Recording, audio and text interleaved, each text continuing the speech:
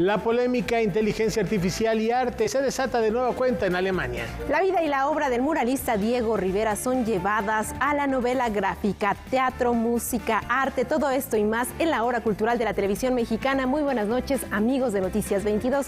Buenas noches, Rafael García. Mi querida Karen Rivera, amigos del auditorio, hola Laura Regis en la traducción de lengua de seña mexicana.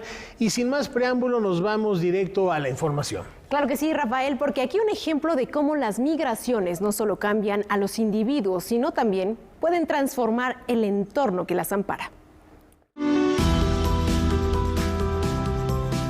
La escritora estadounidense de herencia mexicana, Sandra Cisneros, es una de las voces más originales de la literatura chicana. Su primera novela, La casa en Mango Street, fue un éxito de ventas y de crítica.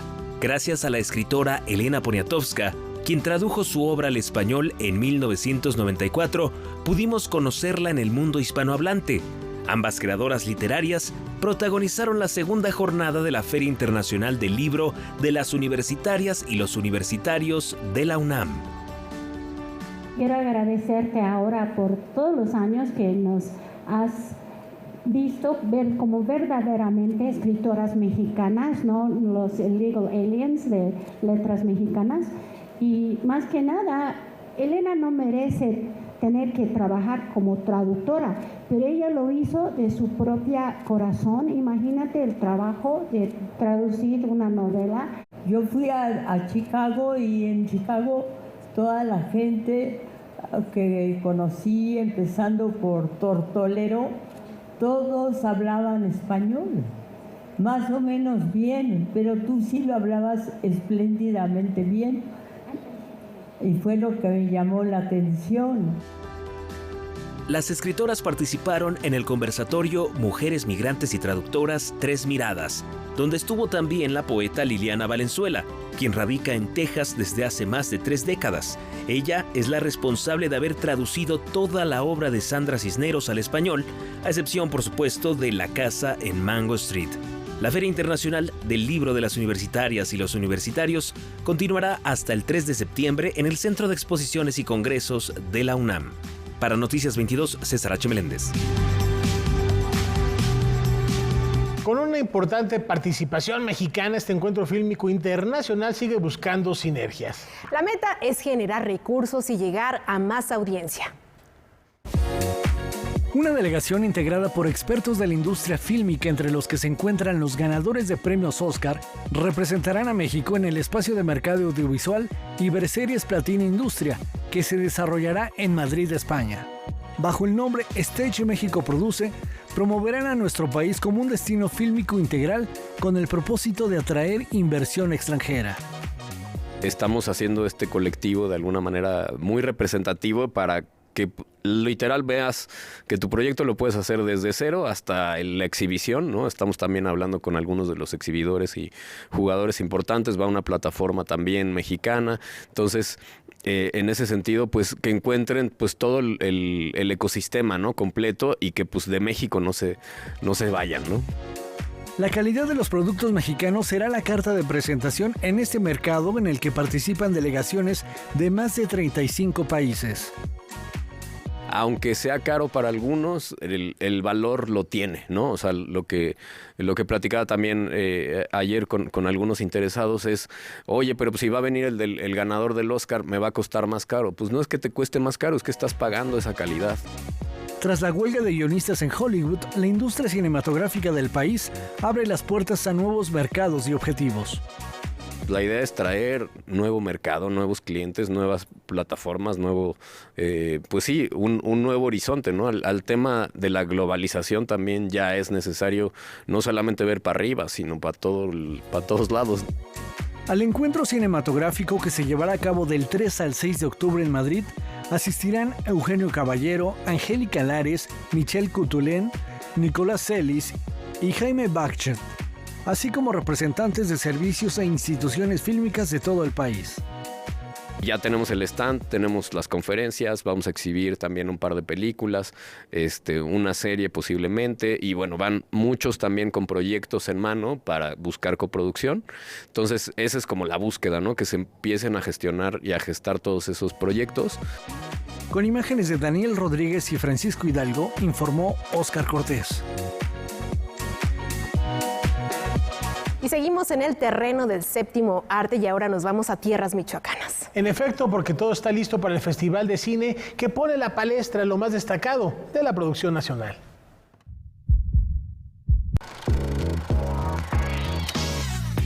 El Festival Internacional de Cine de Morelia se ha convertido en una cita ineludible para los amantes del cine mexicano.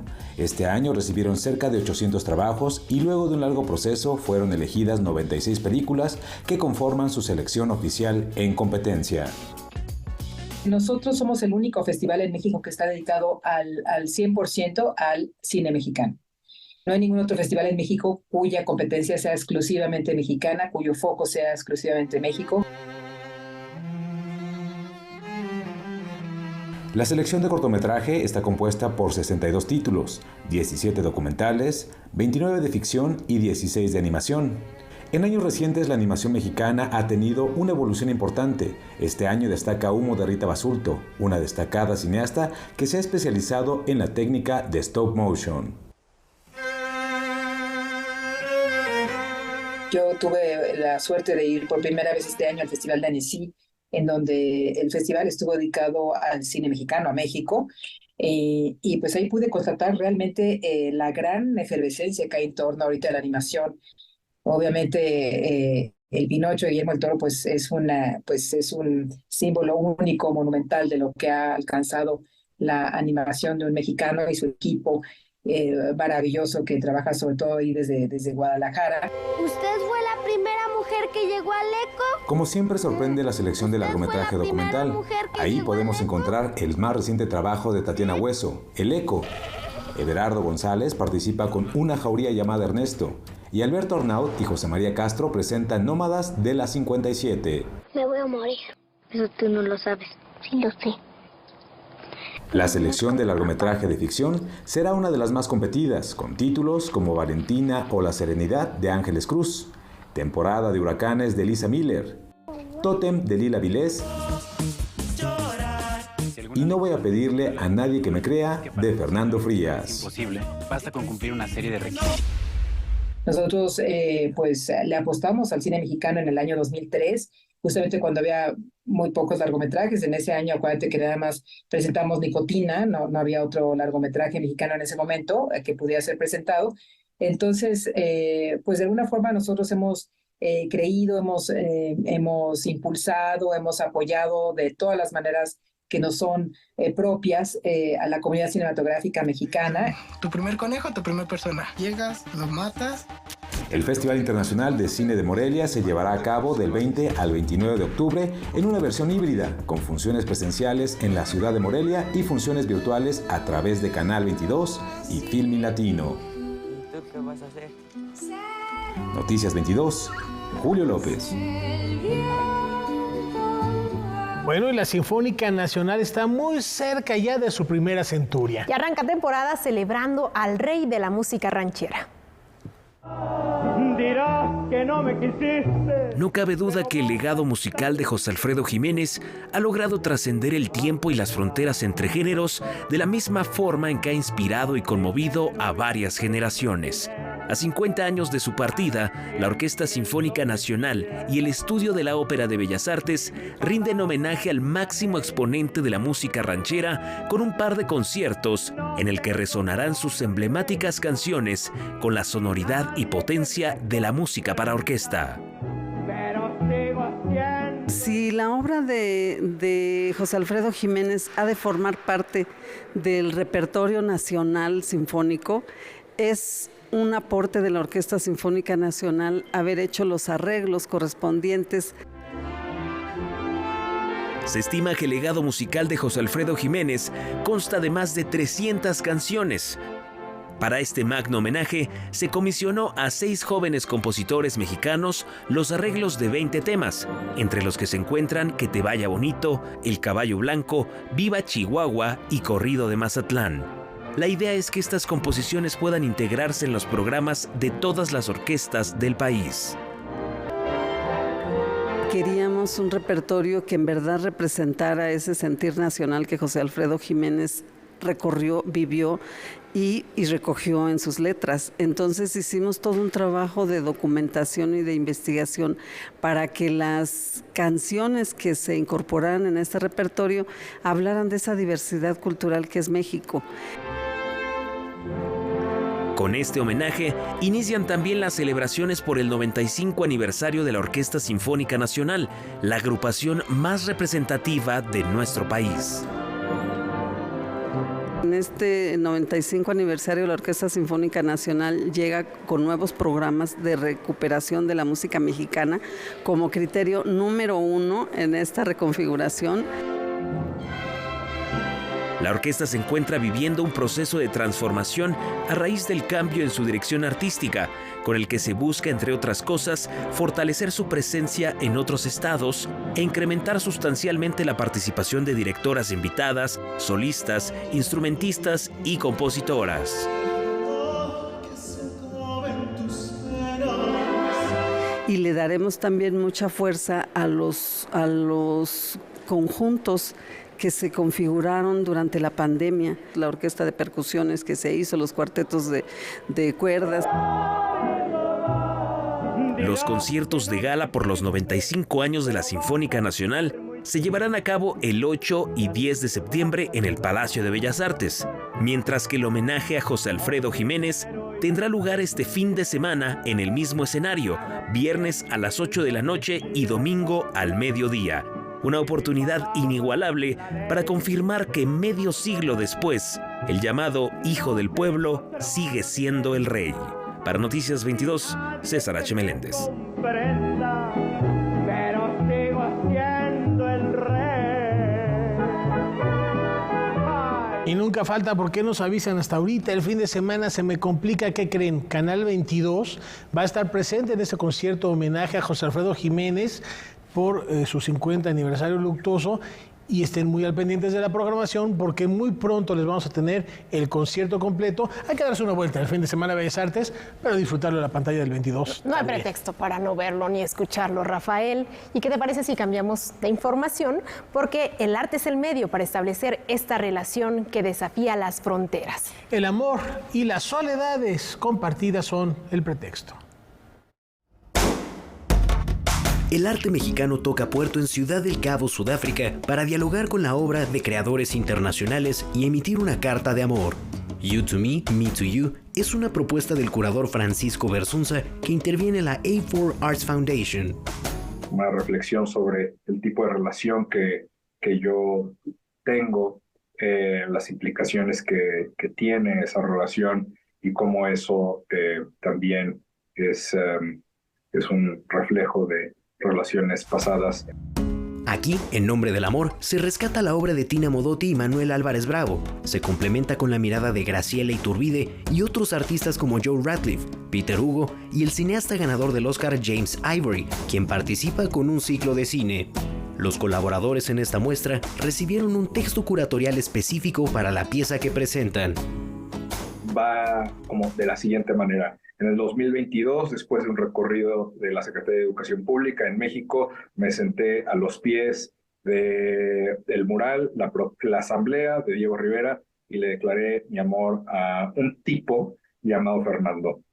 Yo sé que no somos amigos ni somos amantes, entonces, ¿qué somos? Él me preguntó, yo le respondí, bueno, tú eres Fernando para mí y yo soy Francisco para ti. De ahí proviene el nombre. La inquietud principal de Francisco Versunza es entender el amor como el compartir la soledad entre dos personas. Son en total 21 piezas diferentes distribuidas en 3 núcleos, que se articulan desde una pieza central desarrollada por Iñaki Bonillas. Que funge como un panóptico, es solamente adentro de esta instalación, que son 4 esquinas pintadas de rojo que contienen 4 grabaciones que Iñaki hace de una pieza que su padre compuso en algún momento y que le legó como herencia. You to Me, Me to You se exhibirá hasta el 18 de noviembre. Para Noticias 22, Rodrigo Peredo.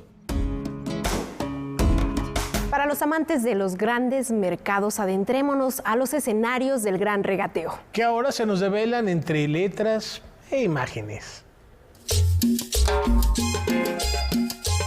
Curiosos buscando entre las baratijas, niños entre muebles antiguos, peluqueros, tatuadores, comerciantes, compradores. Todos aquellos que integran el universo colorido de un mercado son capturados por la lente del fotógrafo Juan Pablo Cardona y por la pluma del cronista Pedro Anza en el libro Lagunilla, los escenarios del gran regateo. Traté de enfocar el lente hacia lo que son los personajes, los marchantes, los mercaderes, los espacios que la Lagunilla tiene y obviamente también los visitantes. Entonces irrumpe un poco con la normalidad, como está escrito en el libro, bueno, qué mejor lugar para ver esta parte idiosincrática del mexicano que este lugar donde hay menos ataduras, digamos. Pero esto se va a ver a través de estos dos lenguajes, a mi entender, en este libro. Este ensayo visual pertenece a la colección Luz Portátil de Artes de México, colección de libros impresos, en la que los fotógrafos presentan obras con gran fuerza estética. La propuesta editorial incluye 65 fotografías que narran 9 años de trabajo de Cardona como documentalista en La Lagunilla, lugar que visitó cada domingo. Sin ninguna línea editorial y sin ninguna limitante en relación al tema, el fotógrafo muestra un paisaje inesperado. Es un mercado que ha cambiado durante estos 9 años muchísimo y justo esa fue parte de mi interés en retratar cómo se iba el mismo mercado ciclando y hoy por hoy es una cuestión muy distinta a la que comencé. Por su parte, Pedro Anza acompaña con una crónica la travesía de Cardona por este sitio. Juan Pablo está atravesando o atraviesa, digamos, cuando decide hacer este trabajo, una etapa en su vida de una búsqueda muy intensa por distintos motivos personales que va teniendo y encuentra en La Lagunilla un asidero, un espacio que le permite de alguna manera buscar estas respuestas que tiene. El libro Lagunilla, los escenarios del gran regateo se puede ver también en una exposición que presenta el Museo Archivo de la Fotografía. Noticias 22, Karen Rivera.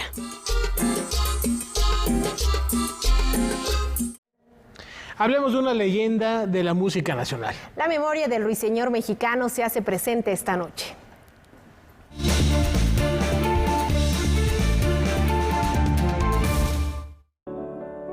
La soprano Ángela Peralta conquistó los principales recintos de México y el mundo. Considerada la cantante mexicana de ópera más destacada del siglo XXI. A punto de cumplir 17 años, debutó en el Teatro a la Scala de Milán. Su triunfo fue tan grande al punto de tener que salir a saludar en 32 ocasiones. La fama internacional de Peralta la llevó a ser cantante de cámara del emperador mexicano Maximiliano I. Aparte de sus dotes en el canto, la artista también destacó como arpista y compositora. A 140 años de su fallecimiento, seguimos admirando el gran talento de El Ruiseñor Mexicano. Noticias 22, Alfonso Popoca.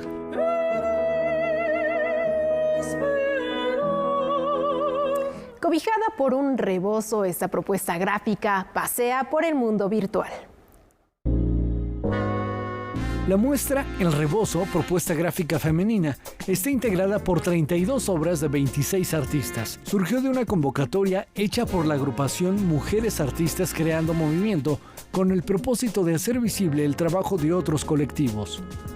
La lectura de la exposición viene desde una representación del rebozo hasta la abstracción, pasando por la poesía, la metáfora, y en conjunto forma un lenguaje visual bastante rico para el espectador. La mayoría de las artistas que participan en la muestra son oaxaqueñas.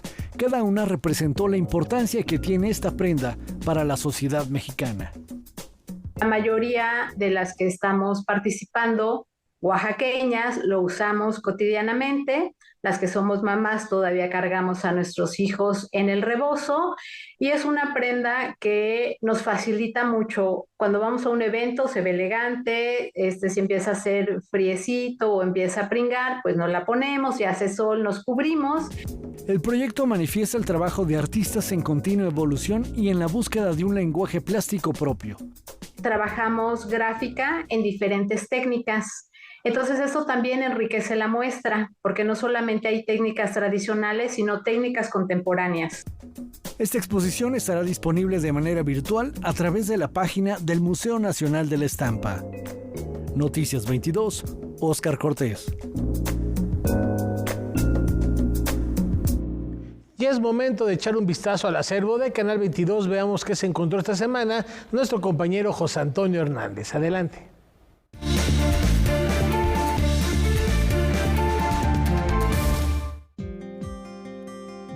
Bueno, mi nombre es Luis Villoro. Yo me dedico a la filosofía. Asunto bastante complejo, porque se trata no de saber lo que son ciertas cosas, sino de analizar conceptos. Luis Villoro nació en Barcelona, España, meramente por casualidad, ya que sus padres huyeron al inicio de la Revolución Mexicana ante su desacuerdo con los rebeldes. A los 8 años de edad regresó a México para estudiar maestría y doctorado en filosofía en la UNAM. Asimismo, realizó estudios de posgrado en la Universidad de la Sorbonne en París y en la de Múnich en la entonces República Federal Alemana. A la filosofía me dediqué quizás porque tenía una crisis sobre los conceptos religiosos que habían sido los que habían orientado mi infancia. Es quizás la crítica de las concepciones heredadas religiosas. Fue uno de los filósofos más importantes de la segunda mitad del siglo XX en México. Estudió la cuestión indígena y su inserción en la nación y en el Estado mexicanos, así como a la emancipación de los pueblos indígenas, la filosofía de lo mexicano, los aspectos epistemológicos y ontológicos en la filosofía de René Descartes. Procuramos hacer un tipo de filosofía que de algún modo tomara en cuenta nuestros problemas, nuestros enfoques, nuestros puntos de vista. Y para eso era necesario abrirse a la historia. Por eso es que en mi reflexión siempre estuvo ligada la historia con la reflexión estrictamente filosófica. Y por otra parte reaccionábamos también contra un tipo de reflexión filosófica que nos parecía sumamente ensayístico, poco riguroso, poco profesional. Formó parte del grupo Hiperión, fundado por Leopoldo Sea, que analizó la cultura de México.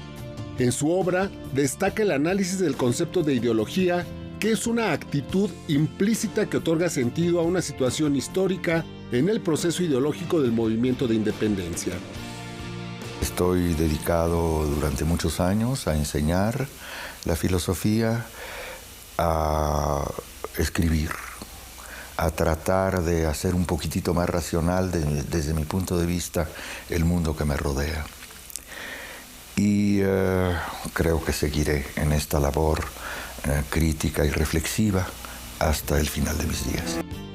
Entre sus publicaciones destacan los grandes momentos del indigenismo en México, el proceso ideológico de la Revolución de Independencia y Creer, Saber, Conocer. Falleció en la Ciudad de México el 5 de marzo de 2014. Noticias 22, José Antonio Hernández. Muchos aseguran que no existe tal clasificación. No obstante, investigadores recientes revelan que hay hijos favoritos y que esta predilección tiene ecos en su vida. Si usted piensa que es normal que los padres tengan hijos predilectos, está en lo cierto. El favoritismo parental es sorprendentemente común, pero además puede ser realmente dañino. Tal es su relevancia que diferentes culturas lo han identificado y lo han estudiado, pues es capaz de afectar el bienestar de los hijos a lo largo de su vida, desde la niñez hasta la mediana edad y más allá. De acuerdo con un artículo de BBC Future, el favoritismo parental representa un factor importante en una gama de problemas emocionales. Incluso, los psicólogos tienen un nombre para él: trato diferencial parental. Sentirse menos favorecido puede ser muy subjetivo, pues los otros hermanos y los padres pueden tener diferentes percepciones.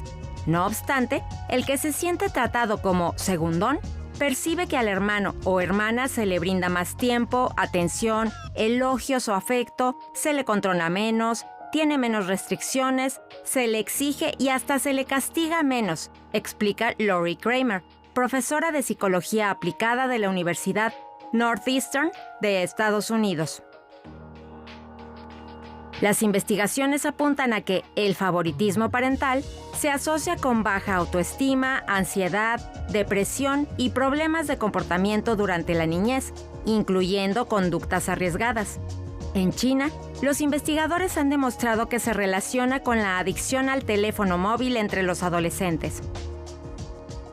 Los efectos pueden persistir hasta la edad adulta y se asocian a tasas altas de depresión, pues los padres siguen con favoritismos con sus hijos adultos, lo que daña no solo a los menos favorecidos, sino a los vínculos fraternales a lo largo de la vida, incrementando las tensiones y conflictos entre hermanos.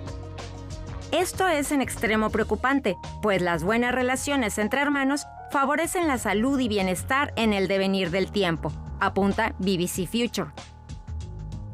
Según la profesora Kramer, los padres no lo hacen intencionalmente y es probable que sean inconscientes del trato preferencial hacia un hijo. Puede deberse a que fue más fácil criarlo, tienen más conexión o sienten que se parece más a ellos. Para Noticias 22, Katia León Monterrubio.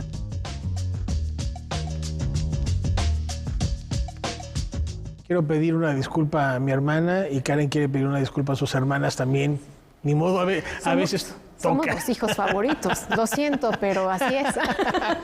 En fin, en contraste a esto que acabamos de ver, hay temas que tienen que ver con la maternidad y que son un poco más oscuros y están precisamente buscando determinar los fenómenos sociales que giran en torno a los embarazos no deseados. En 2022 se consideró este gran número de embarazos no deseados como una emergencia de salud pública. Rebeca Cerzán, editora del proyecto Visibilizar lo Invisible, explica para BBC Mundo cómo la sociedad es parte de este problema, debido a que lo primero que se hace es juzgar o revictimizar a la mujer embarazada. A pesar de que ésta pudo haber sufrido violencia sexual, barreras en el acceso a la educación y al empoderamiento económico, matrimonios arreglados o falta de servicios de salud donde se le informara de su salud reproductiva. Además, el acceso a métodos anticonceptivos femeninos es más limitado y alrededor de 172 millones de mujeres no utilizan ninguno. Esto debido al estigma sobre las mujeres que llevan una vida sexual activa y a los efectos secundarios que estos pueden causar. Por su parte, los hombres solo cuentan con 2 métodos anticonceptivos, y son los mismos quienes, según el informe del Fondo de Población de las Naciones Unidas, dejan la responsabilidad de protección sexual a la mujer. Según el informe, tener acceso a mejores métodos anticonceptivos es parte, pero no toda la solución. Lograr la igualdad de género en una sociedad donde 1/4 de las mujeres consultadas expresa no poder negarse al sexo es vital, no solo para que exista una autonomía del cuerpo en el ámbito sexual, sino también en la decisión reproductiva sobre tener un bebé o no. Para Noticias 22, Natalia Ochoa. No sé si nuestro director de cámaras escuchó esta nota, pero bueno, interesante tema. Y este mexicano se ha puesto muy flamenco y así, acompañado de su guitarra, va conquistando audiencias alrededor del mundo.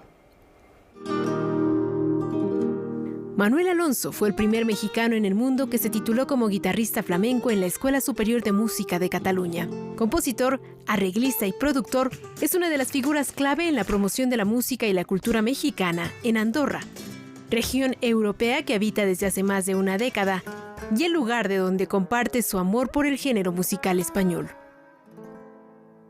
Mucha de la música que hago es intentar juntar lo que es la música mexicana tradicional, como no sé, el son jarocho, la música folclórica, digamos, son jarocho, el son jalisciense, la música del istmo, con el flamenco. Me enamoré, ¿no? de ese toque, de ese estilo, de esa energía, ¿no? De esa pasión, ¿no? Y bueno, principalmente, pues, Paco de Lucía fue mi principal inspiración. Originario de la Ciudad de México, su gusto por la guitarra creció desde que era niño y lo llevó a estudiar en la Escuela Nacional de Música de la UNAM. Con su toque ha visitado más de 30 países y su preocupación por la enseñanza lo llevó a fundar en 2020 la Grandalia Centre Artistic Musical, la primera escuela donde se imparte la guitarra flamenca en el país europeo. fue creciendo, fue llegando cada vez más gente y bueno, actualmente en Andorra pues ya casi tenemos en la escuela casi, no sé, alrededor de 150 alumnos. Manuel Alonso también se ha desempeñado como director del Festival Internacional de Guitarra de Andorra, encuentro musical representativo de la región debido a que reúne intérpretes y amantes de este instrumento de todas partes del mundo. El flamenco es una de las músicas más maravillosas del mundo, porque siempre, desde que nació, siempre ha estado en constante evolución, ¿no? Siempre se mezcla, siempre adopta elementos de todos lados. Hay que seguir adelante porque esto te aporta mucho personalmente, profesionalmente y además, bueno, pues no sé, como que salir de México te da la oportunidad de tocar con otra gente, aprender otras cosas. Esta historia es un caso más de éxito de la diáspora mexicana en el mundo. El trabajo de Manuel Alonso puede seguirse en las redes sociales. Noticias 22, Karen Rivera.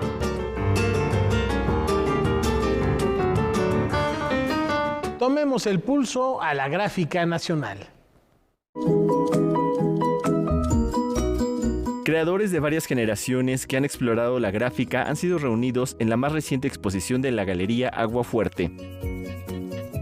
En este año quisimos tocar el tema de la gráfica mexicana contemporánea, porque el país, bueno, pues tiene larga tradición de gráfica, de grabados, desde Posadas hasta nuestra fecha, ¿no? Hay excelentes grabadores, José Luis Cuevas, Alfredo Salce, Toledo, en su mayoría los artistas hacen gráfica, ¿no? Leonora Carrington, José Luis Cuevas, Francisco Toledo, así como otros jóvenes creadores, muestran un abanico diverso en esta muestra. El 90-95% de los artistas que exponen con nosotros son artistas que están emergiendo, artistas que están todavía estudiando sus carreras de artes plásticas y algunos otros con mediana trayectoria, ¿no? Entonces, bueno, lo que quisimos fue precisamente que los artistas nuevos convivan con estos artistas también, que algunos ya fallecieron, pero que también la gente que visita la galería pueda ver no solamente obra de grandes artistas como Toledo, Pedro Friedrich, Cuevas, etcétera, sino que vean estas nuevas propuestas de artistas que comienzan sus carreras. Gráfica contemporánea mexicana nos permite ver distintas técnicas, pero también temáticas como un Zapata armado o un ser de ciencia ficción que habita el cuerpo de Isabel II. Se están repensando los personajes históricos, se toman temas actuales, temas cotidianos, ¿no? Por ahí hay un grabado de una camioneta de redilas que también es muy interesante, muy actual y muy común ver en México, ¿no? Sobre todo en las rancherías, en los pueblos, etc. Noticias 22, Alberto Aranda. La curiosidad y las morgues alimentaron el imaginario de este genio renacentista. ¿Sabías que Da Vinci aprendió a dibujar diseccionando cadáveres? En 1480 realizó 2 estudios anatómicos del cráneo humano, uno cortado de lado a lado y el otro de arriba hacia abajo. Tanto él como sus contemporáneos creían que en el cerebro se ubicaba el sentido común. Da Vinci se consideraba a sí mismo un analfabeto. Nunca optó por educarse con los textos de la literatura antigua. Se remitía a sus propias observaciones y experiencias. Martin Clayton, director de grabados y dibujos del Royal Collection Trust del Castillo de Windsor, dijo que Da Vinci no pudo llegar lejos por lo difícil que era conseguir material humano para la disección. Sus primeras observaciones se basaron diseccionando animales.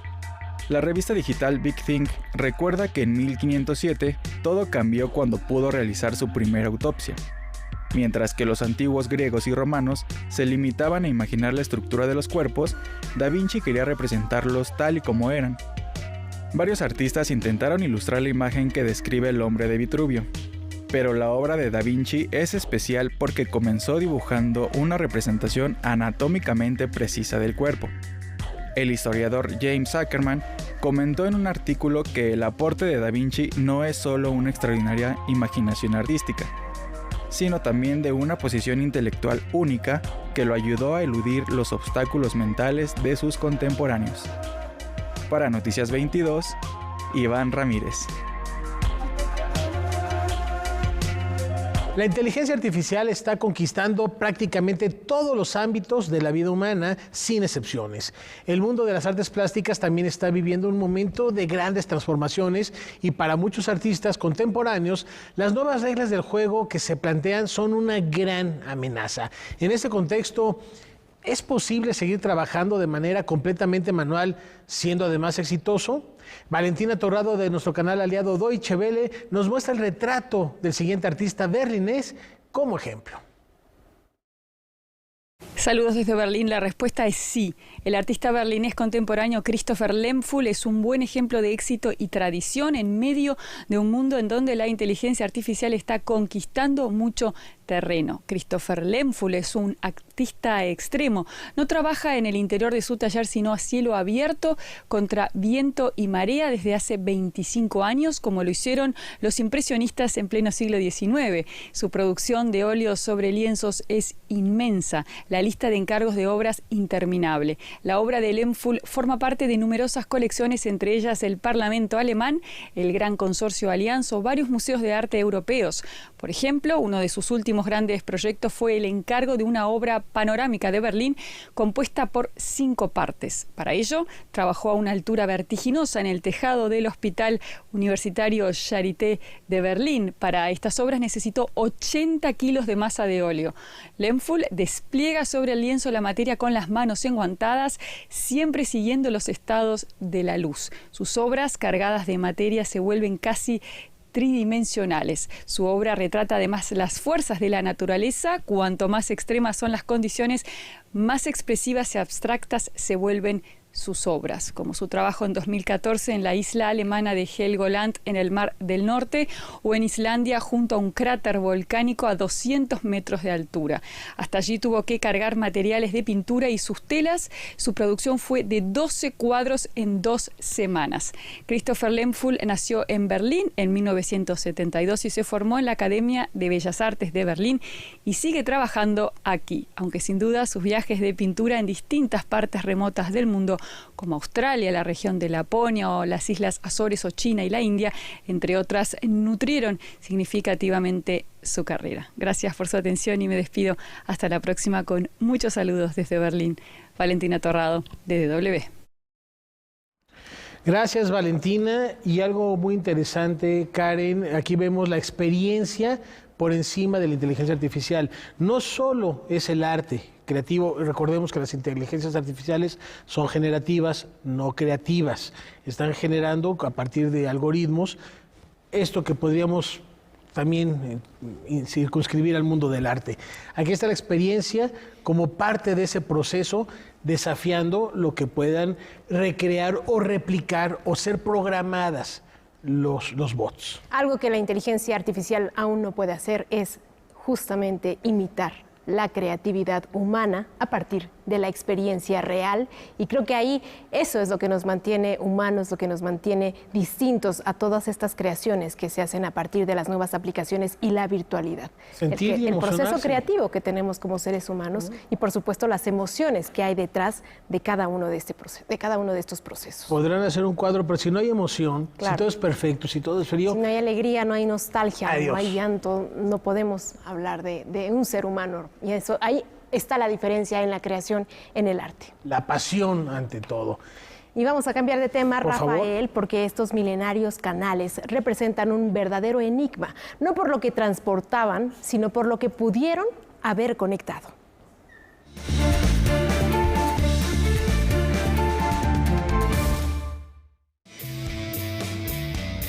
Arqueólogos israelíes descubrieron 2 sistemas de canales cerca del Monte del Templo en Jerusalén. Gracias a las excavaciones en el sitio arqueológico de Givati, se encontraron estas inusuales instalaciones de hace 2800 años. Los especialistas suponen que los sistemas fueron utilizados como parte de una estructura de producción. De acuerdo con la investigación, el misterio se avivó cuando encontraron el segundo sistema. Este consta de al menos 5 canales que transportaban líquidos.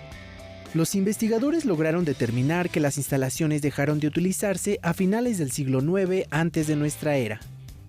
Noticias 22, Alfonso Popoca.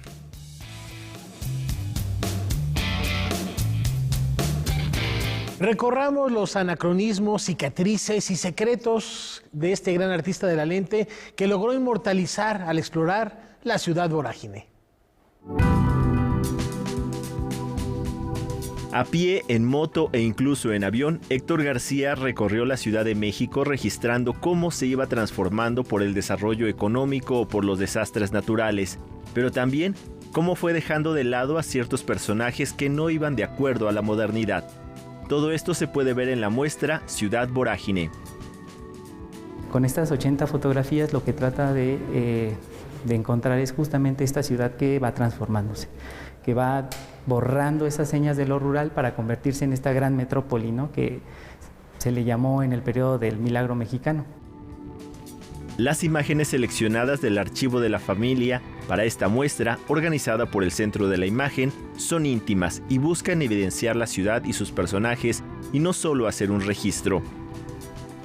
La mirada particular de Héctor es una mirada muy íntima, es una mirada muy particular a la ciudad, porque claro, la fotografía que realiza Héctor es básicamente de corte autobiográfico.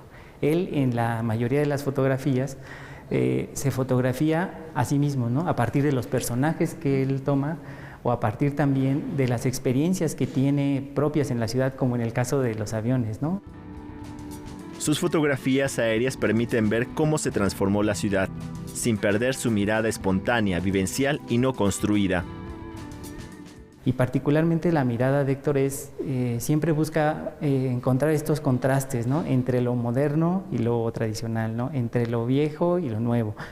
Y particularmente en las imágenes que vamos a ver acá, se trata de escudriñar eso. La estética de Héctor siempre va a buscar esa parte de contrastar aquello nuevo, moderno, con lo tradicional o viejo, ¿no? Noticias 22, Alberto Aranda. El valor de esta prenda no solo se debe a su antigua propietaria, se cree, además, que guarda un secreto.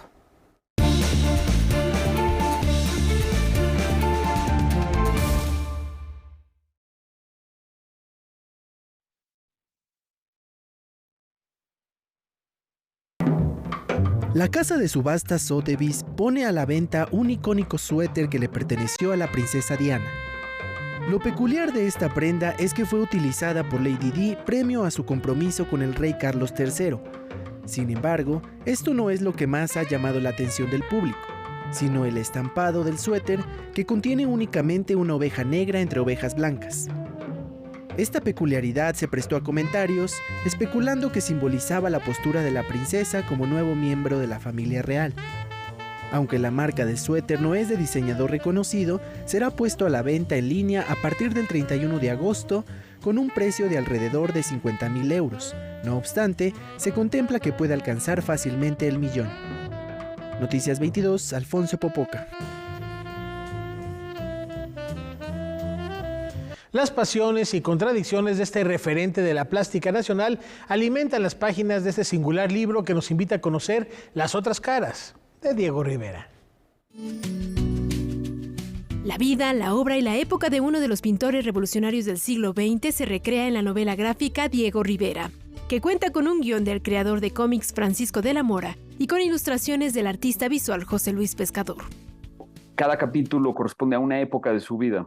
El primer capítulo, la introducción es más bien su muerte, y el primer capítulo su infancia, después su juventud en la Ciudad de México. El tercer capítulo corresponde a su vida en París y las relaciones que allá mantuvo con la vanguardia, su relación con Picasso, su pelea con Picasso.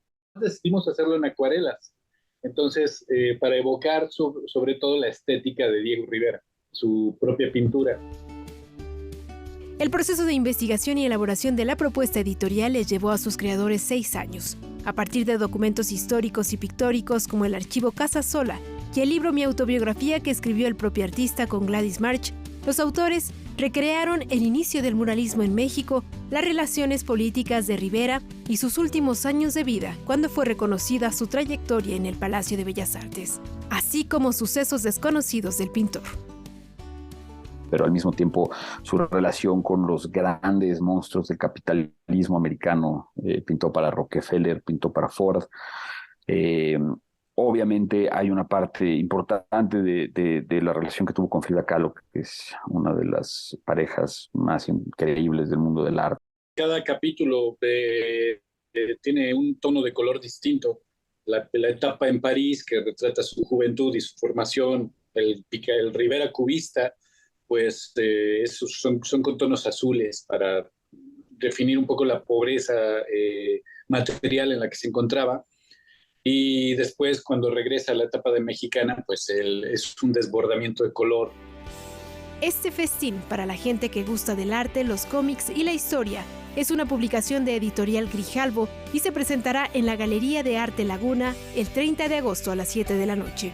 Noticias 22, Karen Rivera.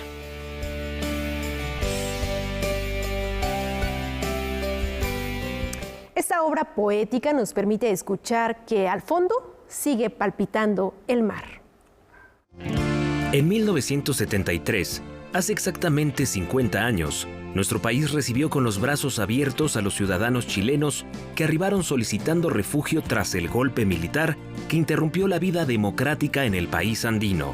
Fue así que una pléyade de académicos e intelectuales llegó a México para integrarse a la vida cultural de una nación que se vio enriquecida con sus saberes, visiones del mundo y sensibilidades.